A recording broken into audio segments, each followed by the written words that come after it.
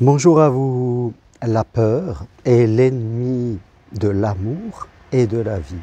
Quand je parle de la peur, je parle bien sûr de la peur, c'est-à-dire de la peur de quelque chose qui n'existe pas, et non de la peur qui est une émotion utile pour l'amour et la vie, qui nous prévient d'un danger qui est là, visible, je dirais, et non pas des interprétations.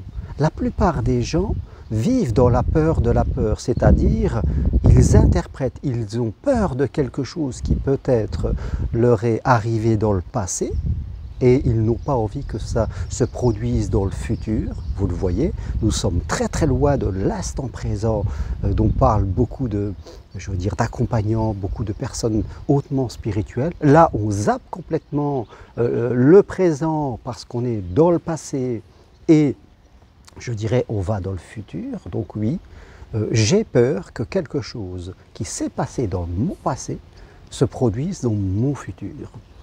Ou alors ce sont les autres, la famille, des amis, qui ont déposé sur nos épaules une peur qu'eux-mêmes ont vécue, et nous avons peur que les autres, leur peur se produise à nous dans leur vie. Et parfois on peut cumuler les deux. J'ai des gens qui me disent de faire attention, que c'est dangereux, que tu ferais mieux d'être comme ça, et j'ai moi-même vécu, je dirais, des expériences qui m'ont prouvé ce que m'ont dit les gens, quelque part, donc ma peur est cumulée et forcément je ne vais pas m'engager dans ce que je veux.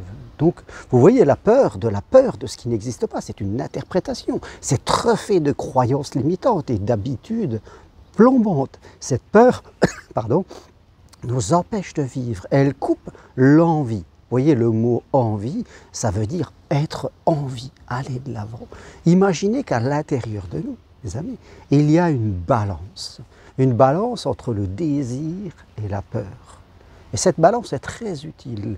En général, quelqu'un qui a une bonne balance, c'est que le côté désir est nettement supérieur à la peur, le côté 80-20. J'ai 80% de moi qui est dans l'ouverture, dans la confiance en la vie, en l'amour, et j'ai 20% de la peur qui est comme un signalement, comme une partie de moi qui reste en surveillance et qui me donne des signaux d'alerte si parfois je ne suis pas assez conscient de ce qui se passe autour de moi. Ok, quand on est dans le 80-20 comme cela, c'est très très bien.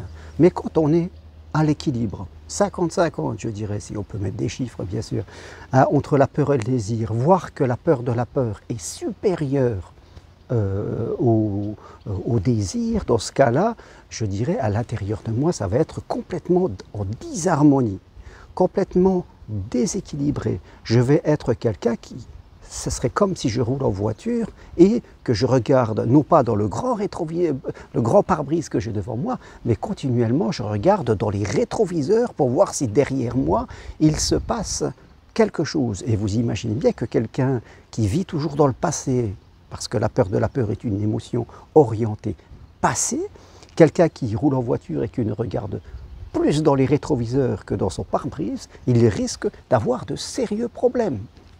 Je dirais, ou alors nous sommes comme un jardinier et qui arroserait les fleurs qu'il a tous les jours d'eau de javel en espérant qu'elles vont pousser. Non, ce n'est pas possible. La peur de la peur, je dirais, est censée nous protéger, mais c'est une peur destructrice. Elle détruit la vie, elle détruit l'amour. C'est un peu comme les antibiotiques, vous voyez, c'est censé nous guérir, mais en même temps ça détruit tout. Et on sait que si on reste trop longtemps là-dedans, ça peut soigner un petit peu, mais si on reste pendant 6 mois à prendre des antibiotiques, on risque d'avoir de sérieux problèmes dans d'autres organes dans notre vie. Donc, rester dans la peur de la peur nous met dans l'évitement, nous évitons l'amour, nous évitons la vie. Nous, à l'intérieur de nous, c'est comme s'il y avait un radar, quelqu'un qui surveille et qui est toujours en train d'éviter, éviter.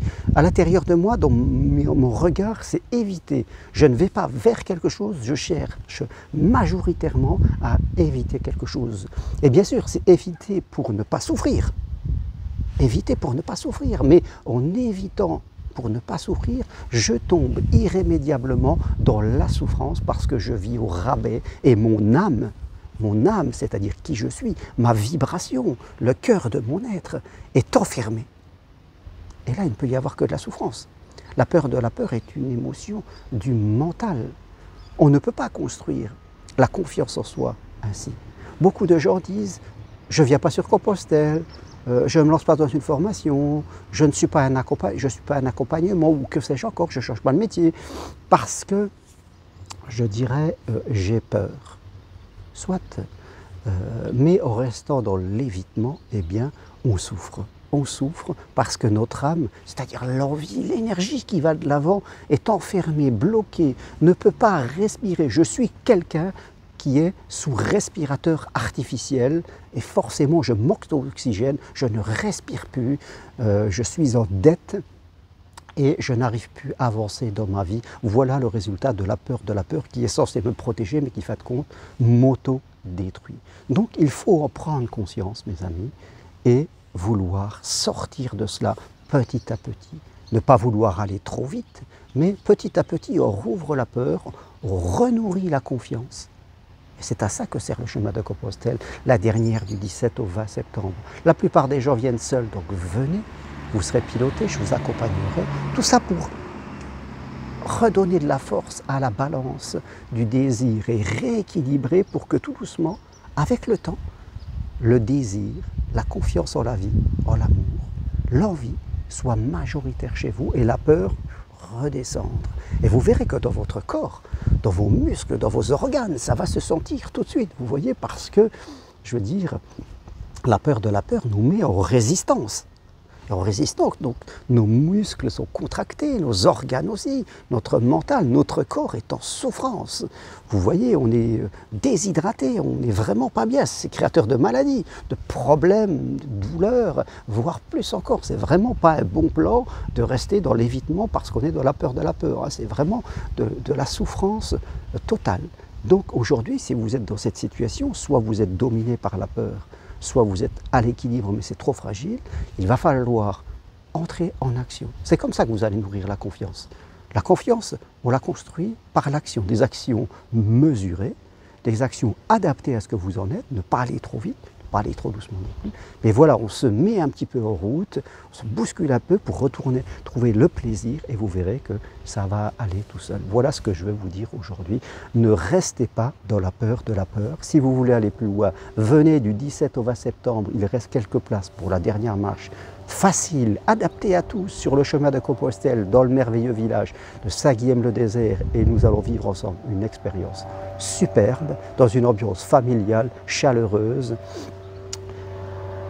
Regardez les formations si vous voulez devenir psychopraticien ou coach, ou suivez mon accompagnement, un avion qui passe, vous suivez mon accompagnement si vous pouvez prendre rendez-vous avec moi à distance de chez vous, si vous avez envie de parler avec moi de votre situation. Ne restez pas comme vous-même, devenez créateur et acteur de votre vie. La vie est trop importante pour se laisser dominer par la peur de la peur. Merci à vous. Si vous aimez, appuyez sur j'aime et je vous dis à très bientôt pour une autre vidéo.